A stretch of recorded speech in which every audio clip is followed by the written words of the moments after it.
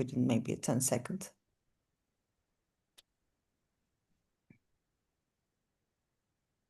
Yeah. Yeah, within maybe 10 seconds.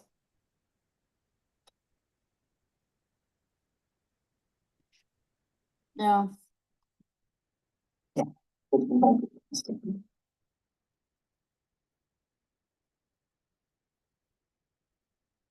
Yeah. Um,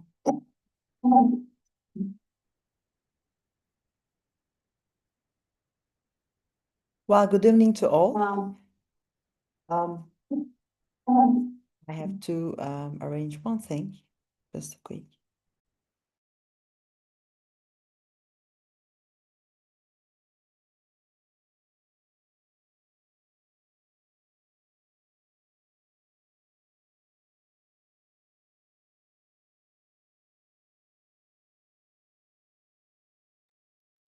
Yes, can you hear me well now? Everything's okay? Perfect. Yeah. Hi again. This is Sedef Budak. I am the president of Green Color Women Association. It has been a while that we didn't make any live stream or webinar, but because this year is very important, not just because of the Turkey has in a turning point in terms of the energy transition, announced the carbon and the renewable investments and the new energy trade system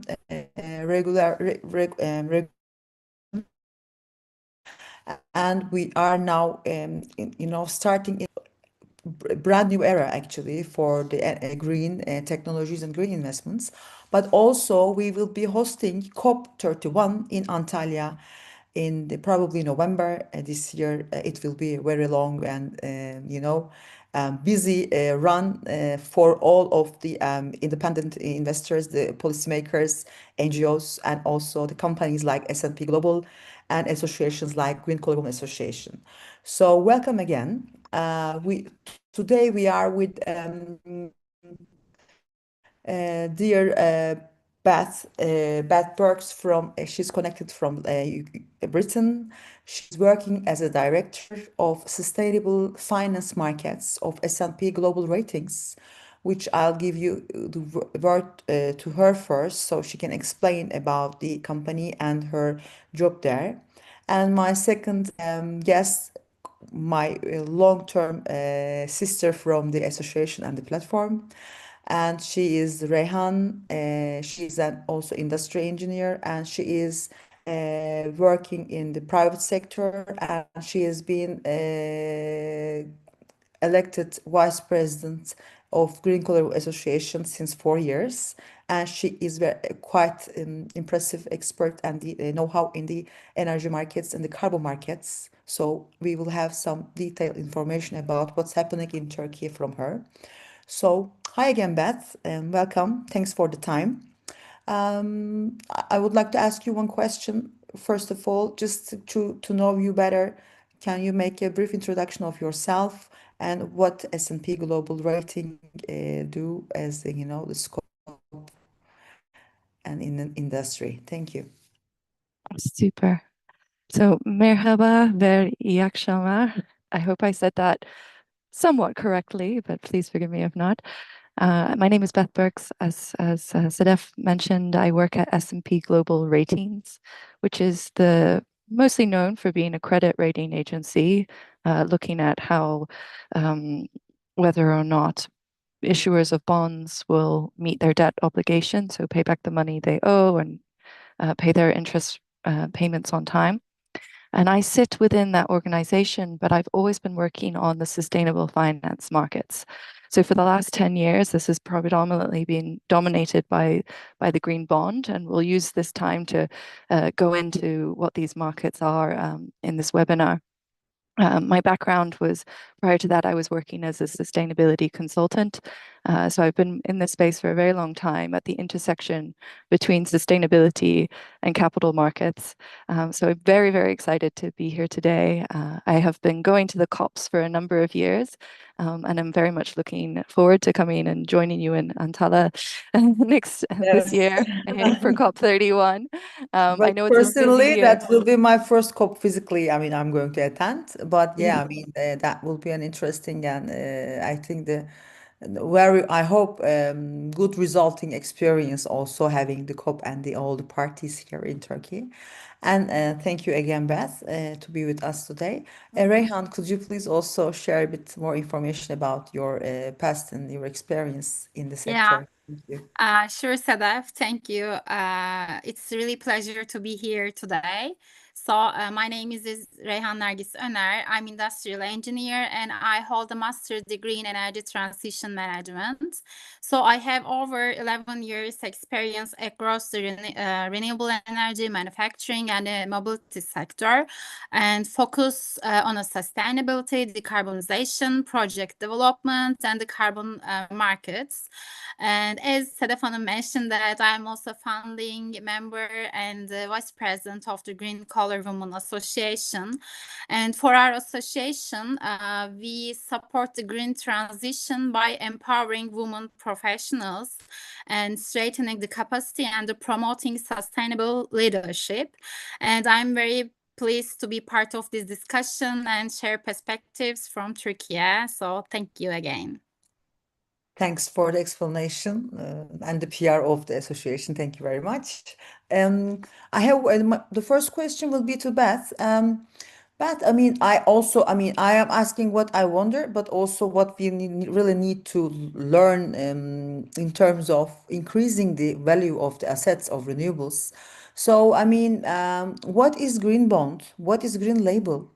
And you know how long it has been going on in Europe, and where the S&P Global Rating stands in terms of gaining or earning these certificates, these labels.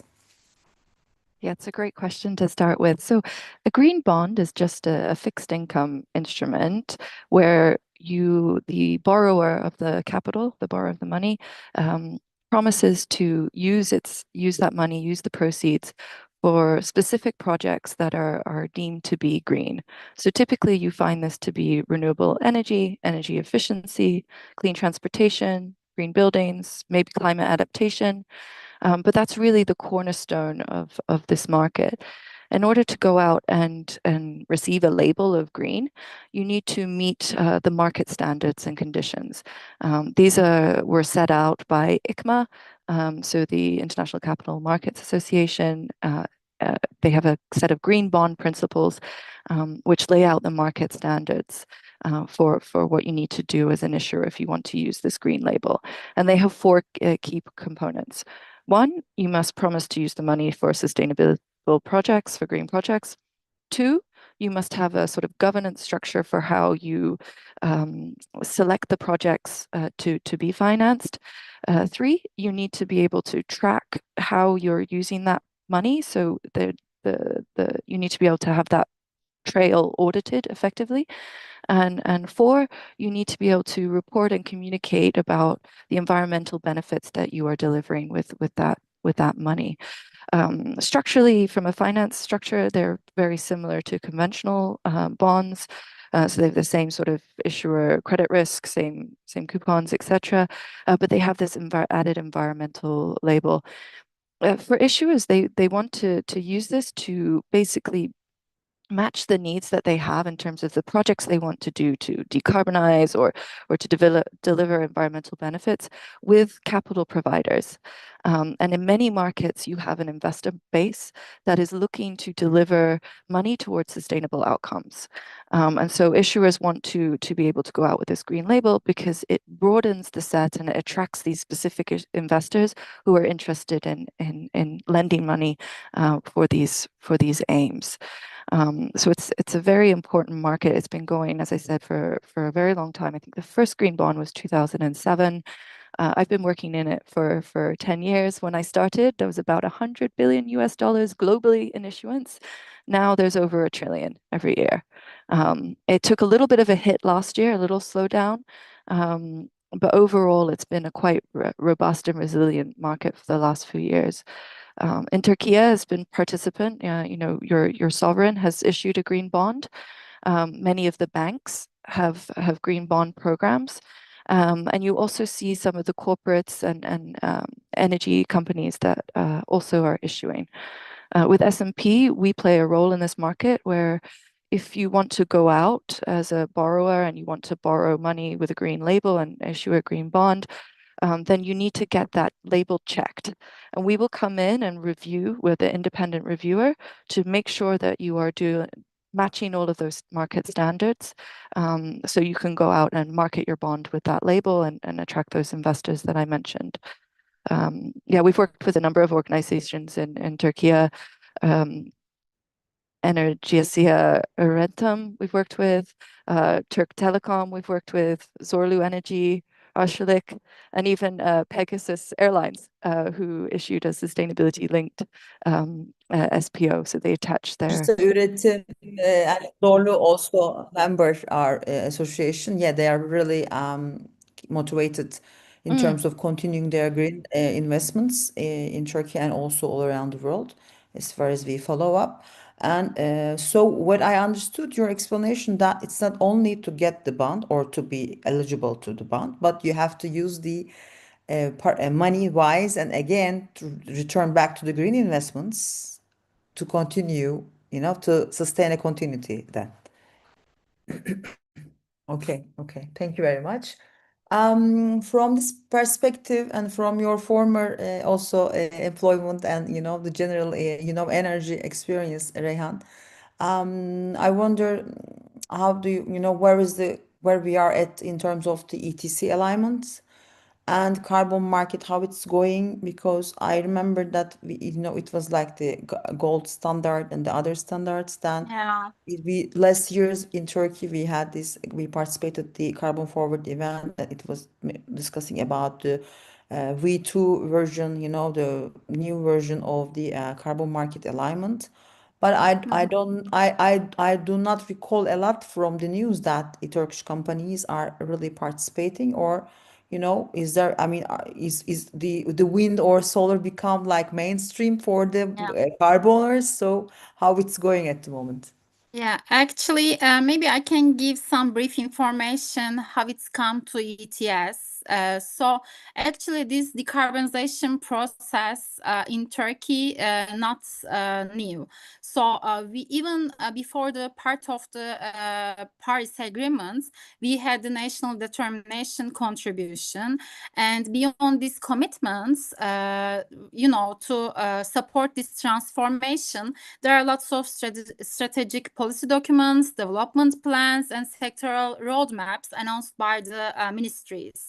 And of course, the most significant milestone in this journey is the climate law adopted by July 2025 in our Grand National Assembly of Turkey.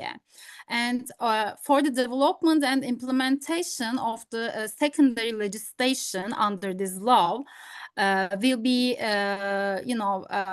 foundation of the entire system. At this stage, we are all waiting for the finalization and the publication of the secondary regulation. By the way, these regulations are green taxonomy, carbon pricing, and the emission trading system. Actually, the draft regulations are already being opened for the public consultation, and it will be finalized really soon. So we are all waiting for the status of the secondary regulation. But I can say that for the emission trading system, it is in the currently pre-implementation and design phase. So the pilot phase will be starting this year, and it will be fully coverage will be start 2013 and beyond. And of course, there will be some specific sectors. So electricity generation, iron and steel, cement, aluminum, refining, fertilizing, and the chemicals. will be include Turkish ETS, and which is these sectors already in the Turkey's MRV system. So MRV is monitoring, reporting, and verification system. And I would like to say that we have really a strong background for the MRV sector, because since 2015, Urbanization, Environmental, and the Climate Change Ministry took data from more than 800 facility regarding to their Scope 1 and Scope 2 emissions. So they can classify this facility as a low, medium, or high emission facilities, so they can involve these high and medium emission facilities in the system. And we have some information regarding to the system, and there will be much like the European Union ETS. So there will be cap and trade system, and there will be allowance mechanism, and of course there will be some specific carbon price. I hope it will be different than the EU ETS price because it's really high when you compare to the Turkish EU ETS. So when we, Yeah. for example, your connection may mine, or I don't know yours. You are sometimes on and off, Reyhan. So when, for example, if I have an industry owner, or if I'm industry owner, has to face with the carbon border adjustment mechanism, and has to, Yeah. like I have a cement factory and etc. And I don't have any renewable energy investments, or I haven't calculated my carbon yet. So when the time comes, and this is the time at the moment. So when You should start already, actually. yeah. Yeah, because the pilot phase for the CBAM is already started, and there will be this year that will start the reporting phase. So actually, if Turkey has their own ETS system, there will be much more easy to adapt carbon border adjustment system. So it means that ETS not become only carbon policy instrument for Turkey, but it will be also strategic tool for maintaining international competitiveness.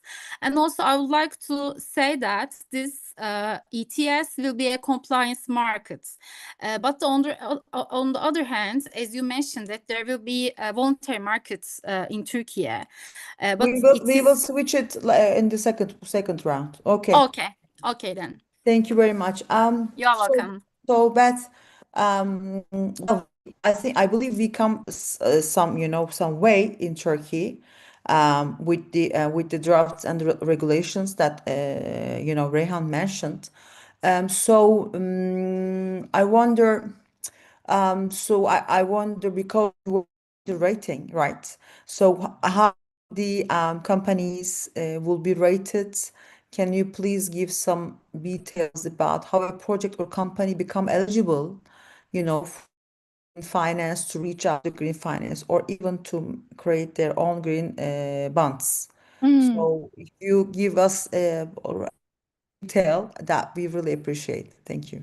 Well, first of all, I have to say, Turkey has implemented a vast number of actions around carbon markets and carbon pricing, and that should help to spur on the decarbonization within its borders. And what Reyhan was presenting is really key to that. Reporting and having clear understanding of where carbon emissions are coming from, even of renewable assets, especially hydropower, is a very important component for green financing.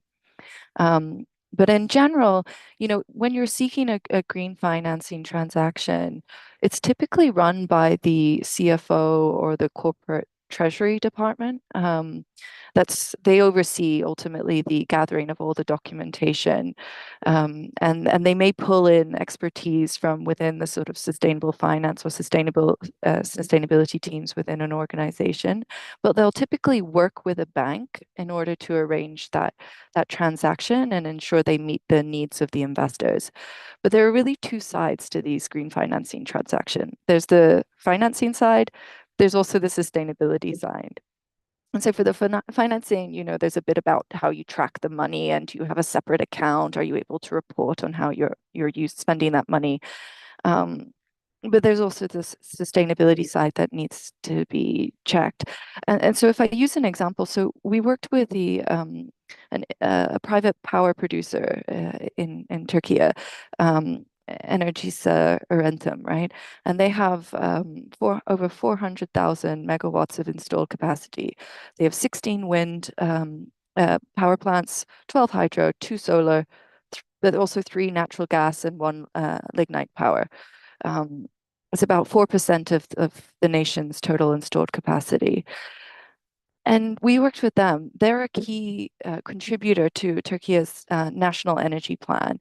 In order to exit from coal, you need to ramp up renewables. And so they were raising money from the green bond markets in order to drive forward their plans to invest in more, in this case, wind assets. So clearly wind energy is seen as a sustainable use, but they also needed to put in place and adhere to certain regulations that Turkey already had that addresses some of the other sustainability risks of wind assets. So for instance, they had to do an environmental impact assessment, which meets some of the local regulations, that looks at the potential impacts on biodiversity, and other environmental conditions. They also demonstrated to us when they did this transaction that they had thought about the end of life of these assets. So they worked with their turbine suppliers for the wind assets to understand the potential for recycling some of that material when they eventually need to decommission these wind farms at the end of their life. And they had also thought about the physical climate change risks. So for their hydropower assets, they were particularly worried about water scarcity. And so they had thought about how they would implement these in terms of protect against some of the water scarcity risks in the future. When we worked with Turk Telecom, for example, they also were financing some renewable energy assets because telecoms as a sector is a very power intensive sector, as you can imagine. So they will be producing some of their own solar plants with some of their use of money for the green financing. And also they will be making their data centers more efficient and more environmentally friendly. So by taking rainwater gathering systems and improving the cooling water systems of their data centers. So there can be a variety of use cases for how to improve sustainability, but you need to think about not just the decarbonization, but the other factors that could be affecting that financing. And when we work with an issuer on that, that's what we're asking questions like that. And ultimately, at the end of the day, they will need to then produce reports for investors, not only about how they use the money, but also the impacts of the projects that they were financing in a sort of addition to the annual report. So that's Just also a general, thing that Mm. comes to my mind when you are mentioning about the different technologies, different investments. So for the as a rating company point of view, for example, offshore wind and solar or biomass, but also like, I don't know, agro-photovoltaics, offshore or hydrogen, storage technologies. I mean, have you ever worked for with them yet, or how you see what kind of new technology or finance requests, you see that it occurs recently, or it will be, what do you think about it?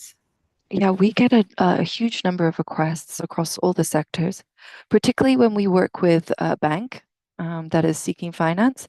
Because when you come down to, let's say, the agricultural sector, a lot of their financing comes in the form of loans. And so it's the bank that's issuing the bond, and then they're lending on for more sustainable practices within agriculture or other smaller sectors that are not typically tapping the bond market directly. And we've worked with them all right across the board. So, and our analysts typically are available for questions, if particularly around new technologies, maybe something we haven't published on before. So we will work to sort of have discussions early on with that issuers thinking of financing some of these technologies to help them understand what exactly we're looking for before they even get to sort of being rated or having the label assessment done. So we're very much available for discussions around those. And we also produce a number of research reports which go through our methodology about what we're assessing. And we've done that for the major sectors thus far, but we're going through some of the more additional ones that we get. So the latest release we had was around shipping, which is a sector that's This looking is to very decarbonize. also, Yeah. yes, and this is, and we are, you know, in Turkey we are very strong in terms of the sea vessels and, you know, the port management and also production of the ship. I mean, we are famous with our shipyards. We have, you know, the universities dedicated to the shipping industry and etc. And even we haven't installed any offshore wind turbine here in Turkey yet. It will be shortly, and at least the tender will be by the end of the year. We have many local companies who is producing these special ships for the offshore for It's many amazing. years. So yeah, if you're in shipping and you're listening, get in touch. Because yeah, it is very, it will be very hot Very topic interesting. in the coming years. Yeah, thank you for the explanation. I will turn to the Reyhan. So focus your, I mean, experience over 10 years now. What is the, what kind of corporates in industries is affected already, and how this CBAM will affect, not only the mentioning the 5.1, but in general speaking, because you are now Yeah. working in the automotive industry, you have Yeah. experience in the industrial again, you see the different kind of production and the supply chain as well. So as a Turkish engineer, where do you see that we are standing, and do you think we can easily adapt to, to the carbon border, the emission calculations, and, I mean, and what we should do, I mean, in general. Yeah, of course. But I would like to also mention that, as Bat said, turbine recycling. I would like to say that not only the turbine OEM, but also the investor and the recycler companies will be really excited about this, technological development, because at my former employee, which is Zorlu Energy, they have involved that kind of a grant project. And also, as I know that at the European Union, like OEMs really focused for this recycling, because raw material is really important, so I would like to add that. And as regarding to your question, Sedef Hanım, I think there are, 4 key components for how the companies will affect from the CBAM. I think first one is the cost, because regarding to, carbon cost, when the exporter wants to enter the EU market, there will be, carbon cost. And if the country, for the Turkey, if the Turkey ETS will be implemented to the system, of course, it will be much more easy to implement the product into their European markents. And But just one question, Reyhan. I mean, Yeah. if we are for example, if I sell my carbon into the Turkey, I'm not allowed to sell into other markets, right? Yeah, no, there won't be any double counting, of course. And at the regulation, if you are in the voluntary carbon market, in the project owner in Turkey, you have to get letter of intent from the urbanization ministry, and you have to determine this LOE to your customer, because normally this carbon reducing account as Turkey's NDS. If you sell these rights to another country, there won't be any double counting, so they have to track this system also. So the voluntary market is not only voluntary anymore. And as Beth said, the sustainability and the finance team are going to be really close during this all of the finance institutions, I also would like to ask the production team, I mean engineers, because when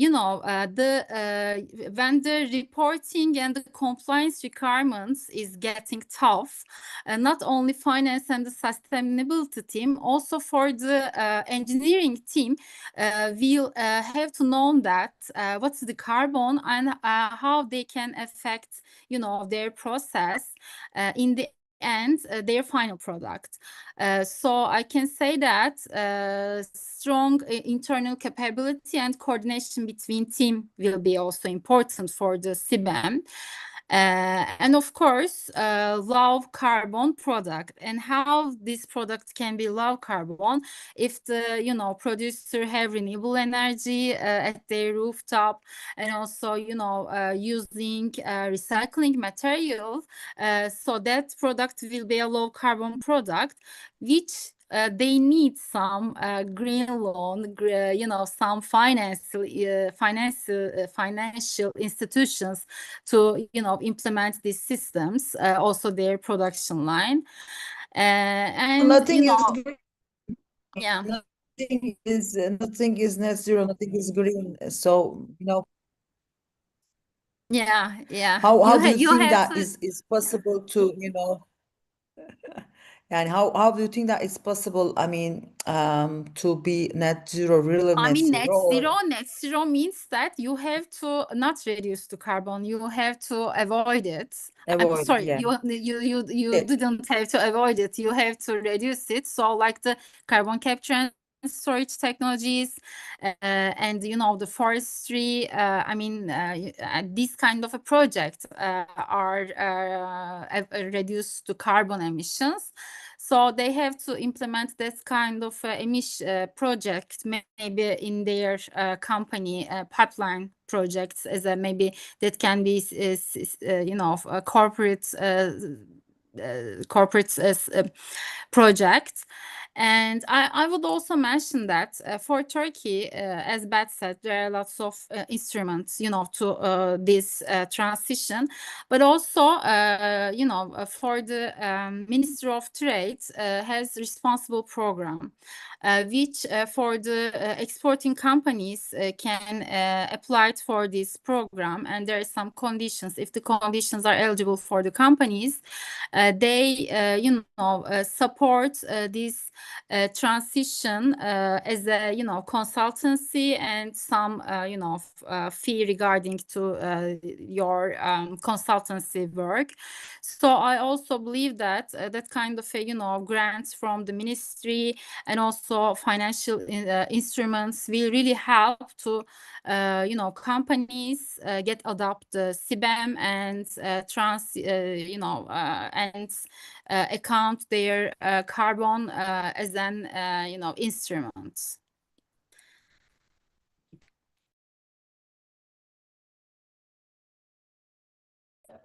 Yeah, it is a lot to do, lot to work. It's a lot of work, but yeah, I mean already started. Also Turkish companies already started, and the Europe is running a couple of steps ahead of us, but we have to catch them for sure. And just exactly where we are standing at the moment, Beth, how S&P Global and S&P Global Rating supports the companies to be prepared for the carbon border markets, this transition, what kind of, I mean, in addition to your eligibility to make, the inspections and reporting, of course, how you guide the companies during that transition. Thank you. Yeah, absolutely. I mean, you're right.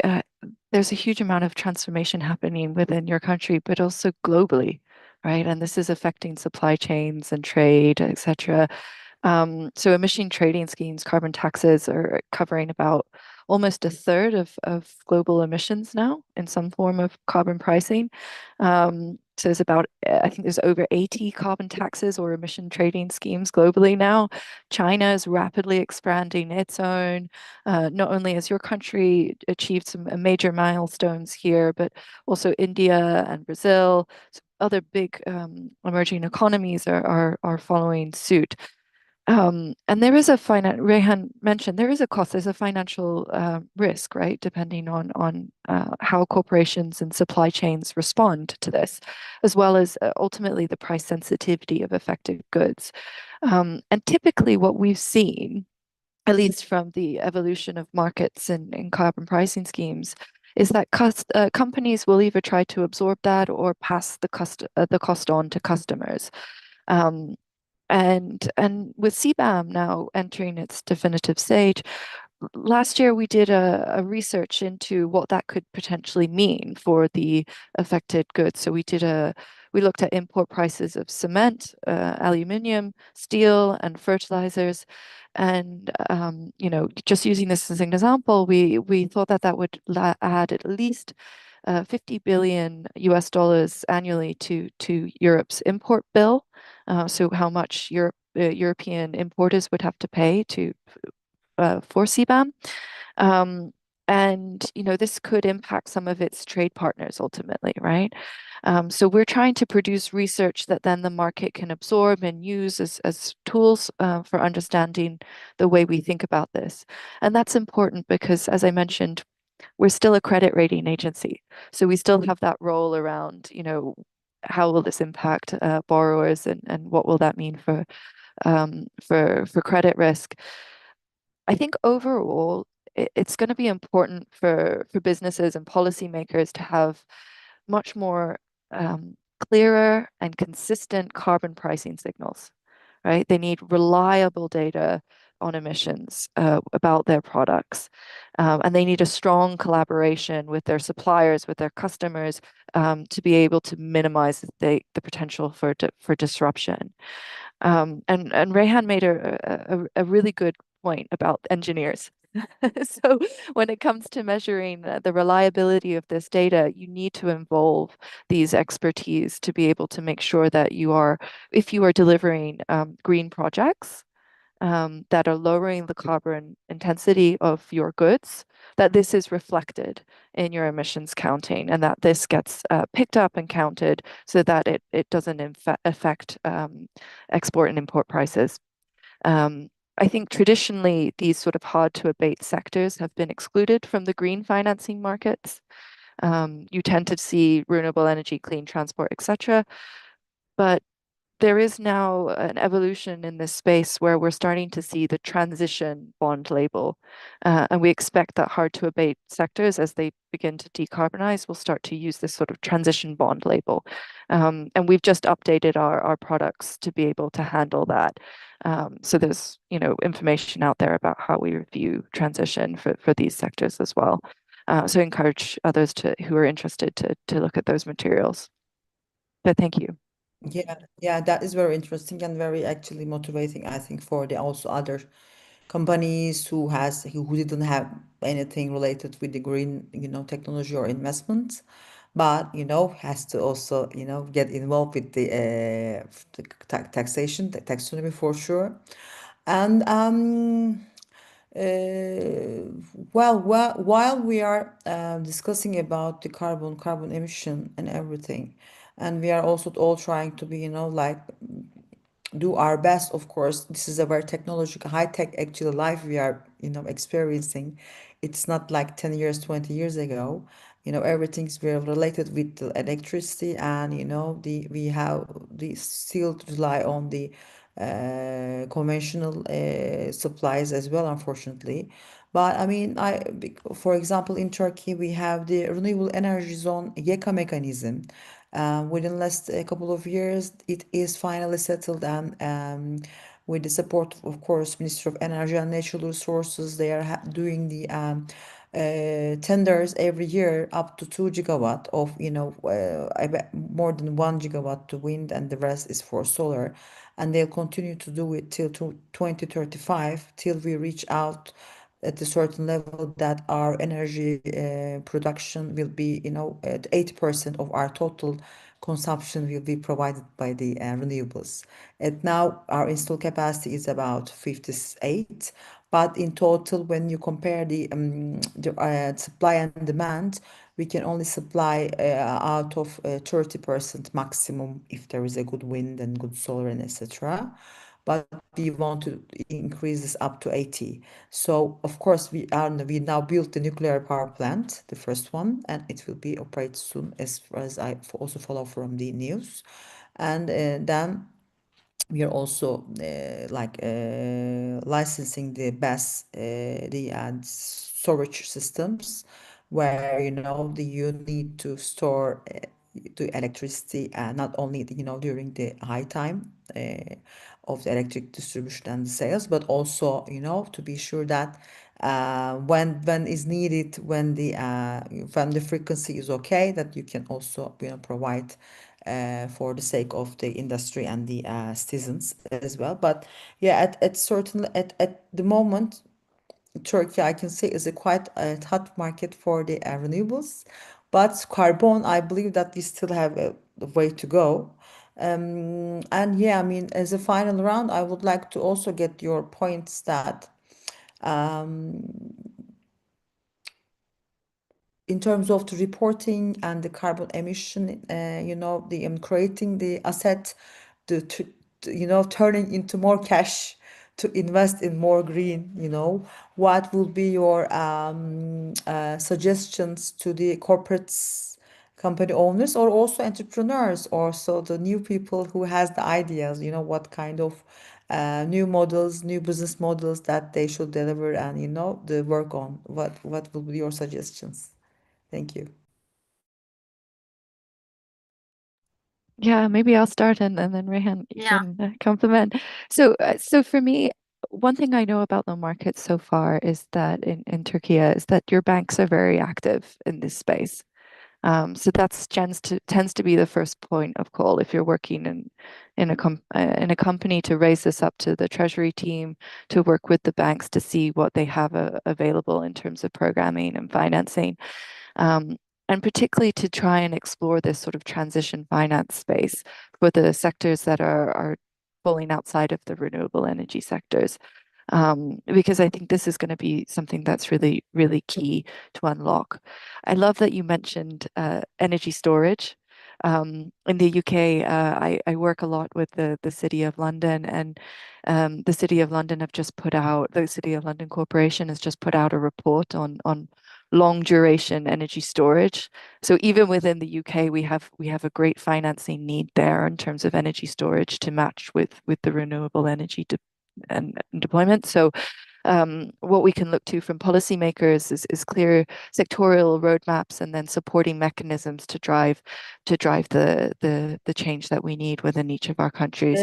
But City of London was working about the carbon emissions since 2002 when I Yeah, was there, and they first put on just a chart that they avoiding everybody gone crazy with their cars in the city centers. So it was the first time that actually I was like, oh, okay, municipality has the feeling about, to yeah, clean the air, yes, But I mean, the yes, oxygen level, increase the oxygen level for the citizens, for the tourists, to increase the, the healthy atmosphere of the city. Now it was, of course, they came a long way. But just a small nice addition to, and I'll let you continue. In Istanbul, the municipality of Istanbul also has the biggest biogas project just out of Istanbul, 27 megawatts. mm, It is the biggest, as far as they confirmed recently. It's the biggest in Europe in yeah, terms of the one biogas of collecting the city garbage, the organics and unorganics. I think they have this different one, but it is, we also have, and there are also other landfill quite a lot. But yeah, the storage is completely different thing. hmm Now we have our local investors for the production facilities. But yeah, yeah, we'll see how it will grow. Yeah, please continue. Oh no, it's wonderful, and you're right, and understanding the whole circular economy and the collection of waste is really important, particularly as we move into sort of sustainable aviation fuels, etc. When we think about these topics, then you can really see this whole ecosystem working. And often you do find that city-led initiatives are quite impactful. So yeah, I'm great to hear that your municipality in Istanbul has been so active in this space. Ours has too. So in London, we have had the pollution restrictions were expanded 2 years ago, and we've now found that from tracking the air pollution, it's way down in London. We all noticed it during the COVID lockdown when everything stopped and all our skies got clearer, but now we're also seeing that a little bit more permanently thanks to some local laws that have been in place. But ultimately, I do think that, it's with businesses working together in partnership with governments and financial institutions that you can start to really deliver real action. So it's making connections and things like your Green Collar Association, Women's Association, I'm sure is doing great work by providing a great network for us all. So back to you. Yeah, we have dolphins occurred during the COVID in the Ortaköy in the Bosphorus. So right? yeah. No, they do live there, but it was the first time they come close and have a look over at the people. Look, where are all these people? And it was very, I mean, it was fresh. And then we have that one. Then we have the microalgae problem in Marmara Sea because of the waste all from the industrial zone, unfortunately from Kocaeli area. Then we have to clean it out. During that time, we also had a Turkish professor from living also in UK and working in the is in university. She explained very well about how the microalgae works. Actually, the thing is, the nature has its solutions to reduce the carbon already, but we have to use it wisely, instead of increasing the emission, we have to do it, make it much more low and to use the whatever we have like these organic solutions. And yeah, Reyhan, I would like to also hear your final comments about the how we will be how we will reach out to net zero goals, what will be your recommendation, and also what will be your suggestions for the young engineers who is looking for actually new positions, how we can direct them to get involved more in the green finance, green technologies, what will be suggestions? Of course, Sedef Hanım. So I would like to say that, okay, we are focused for the carbon as an environmental effect, but also I believe that having a strong foundation for the, environment, social and the governance body, to create this foundation at the company is important because as I believe that this transition will be possible, of course, for the finance and these financial institutions looking for these all three pillar, right? But if I'm wrong, please correct me. No, you're right. You're right. And so I believe that this transition will be possible with the strong reporting foundation, which also we have really good structure in Turkey for the public companies. They already have the IFRS reporting regarding to their financial, but also last year they start to implement their risks and opportunities financial phase at their integrated reports regarding to Turkish sustainability reporting standards 1 and 2. So I believe that we talked about data and environment, social and governance parts. So I think digitalization is really important at that part. So in my suggestion will be that data data is important. So collecting this data might be various way. So that could be some, AI reading, some implementation to the ERP systems.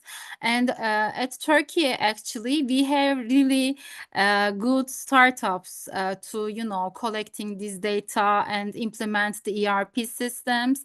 And also, to be talked, ministries, in education centers at the universities, they really support this kind of, entrepreneurs also. I can say that might be a good potential to understand what is the Turkey current condition and what will be the, our next steps and how they can, position themselves. And of course, as Beth said, the financial instrument is important. So, economy and the finance and the money will be always on the table. I can say that this kind of a major will always important. And yeah, the following global framework is important at that point, I can say. I think, yeah, I totally agree with you both. And when I consider the project finance point of view, it is always no. I don't think any bank says no to additional cash flow at all. And this is the carbon income is additional cash flow for sure. And I mean, although we are not like with ETS, with the current price that Turkish government announced, it's not very compatible with Europe, but it will be, it is just start, I believe, and it will be, experienced maybe and changed and updated after some years for sure. And even to have a proper regulation and legislation under it, it's a book to follow. It's always good because we had experience in wind energy, solar energy. Now we will be experiencing doing the brand new offshore in coming years, and also best I mean the constructions, etc. So at the end of the day, you are learning by doing it. But you don't have to conquer the America, of course, from scratch. There is a way, a proper way to do it already. Like that's where the companies like S&P Global Rating and the other big players comes to the picture. But I mean, what I feel that of course it is starting from our own habits, then it will spread around the society, and then the corporates that we are all get involved. So after the session, we will be sharing the webinar on LinkedIn as well, and I will be adding in the chat box the associations, the ratings, the links to all the policymakers that we have been mentioning, if it's okay with you also, ladies. And thank you very much for your time. I think we tied it up, but please have less words, then we will finish the evening. Beth? Just to say a huge, huge thank you to you, Sedef, for organizing this and getting this going. You will be hosting COP this year, and I hope that many of you and your members will be active this year in driving the local agenda. It's a great privilege. We hosted Glasgow a number of years ago, and it's a lovely opportunity to get the whole nation excited about this topic. So I wish you the best of luck for the preparations this year to you and all of your members, and I hope to see some of you there. Thank you very much. Thank you. Yeah. Thank you.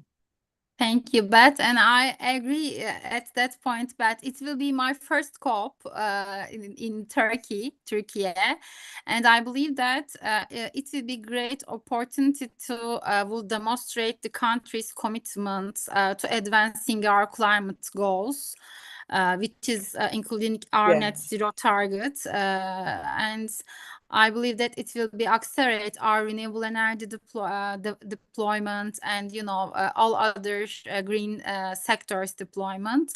So hope to see you all there in COP31 at Antalya. Yeah, there is no turning back. We will always go a step forward to the towards Yeah. the net zero road. So with all together. Thank you very much. Thank you very Thank you much. all. Good night. Thank you.